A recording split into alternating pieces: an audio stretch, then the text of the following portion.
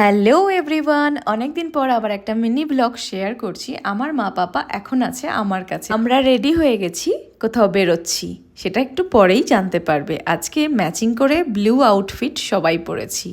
জুতো পরে নেওয়ার পর হাতে স্যানিটাইজার ইউজ করে বেরিয়ে পড়লাম।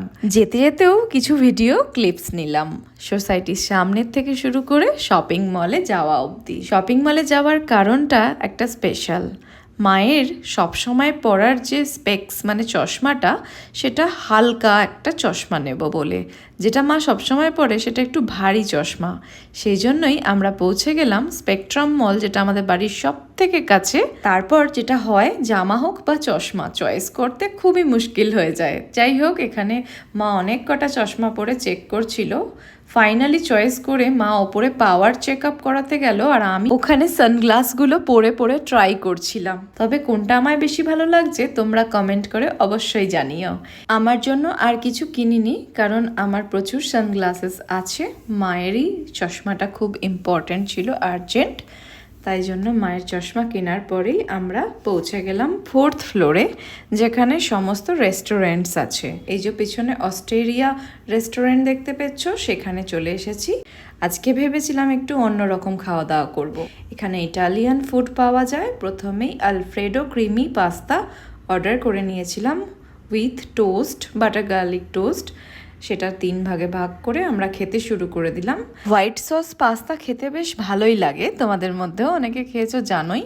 আর এরপরে যেটা অর্ডার করেছিলাম সেটাও এসে গেল, চিকেন উইংস। ওর সাথে একটু মেয়োনিজ, একটু লেটুস এসব ছিল। সেটাও খাওয়া দাওয়া করতে করতে এসে গেল ফ্রি আমেরিকানো কফি। সেদিনকে লাঞ্চে যে যাই অর্ডার করুক না কেন, প্রতিটা টেবিলে একটা আমেরিকানো কফি ফ্রি যাবে। সেটা বাইরে ঢুকতেই লেখা ছিল। পাপাকে কফি আর বিস্কিটটা খেতে দিলাম, আর তারপরেই এসে গেল আমার জন্য আর মায়ের জন্য করেছিলাম একটা ভার্জিন মইতো। রেস্টুরেন্টের অ্যাম্বিয়েন্সটাও একটু শেয়ার করে দিলাম। এরপর লাস্ট অ্যান্ড ফাইনাল অর্ডার ছিল grilled lemon butter garlic fish, তার সাথে ছিল গ্রিলড ভেজিটেবলস আর আলু সেদ্ধ। মানে বাড়ির মতো আলু সেদ্ধ না, টেস্টটা একটু ডিফারেন্ট হলেও কিন্তু ওটা ফাইনালি আলু সেদ্ধই তো ছিল। প্রতিটা খাবারই খুবই টেস্টি ছিল।